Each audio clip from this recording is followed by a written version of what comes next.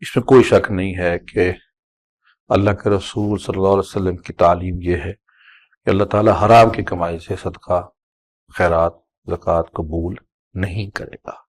یہ تو sad and done ہے، یہ تو طے شدہ بات ہے۔ لیکن اس کے پہلا چیز تو یہ ہے کہ آپ جب صدقہ کریں گے، خیرات کریں گے، اللہ کے ہاں قبول تو نہیں ہوگی، لیکن جس غریب کو روٹی مل جائے گی، جس مسکین کا مسئلہ حل ہو جائے گا، جس مستحق کی زندگی میں سہولت آ جائے گی، وہ تو آپ کو دعائیں تو دے گا نا۔ شاید آپ اس کی دعاؤں سے آپ کی حرام کی کمائی چھوٹ جائے، آپ کی حرام کی آمدن چھوٹ جائے، تو کچھ نہ کچھ تو فائدہ ہونے کا امکان تو ہے۔ قبولیت بطور صدقے خیرات کی نہیں ہوگی، لیکن لوگوں کی دعائیں تو ملے گی نا بھائی، کچھ نہ کچھ۔ اور دوسری بات، آپ حرام کی کمائی سے صدقہ خیرات جو کریں گے، کم سے کم اتنا اماؤنٹ تو، اتنی رقم تو حرام کی کمائی سے کم تو ہو جائے گی آپ کے پاس، تو بالکل بے فائدہ نہیں ہوگا۔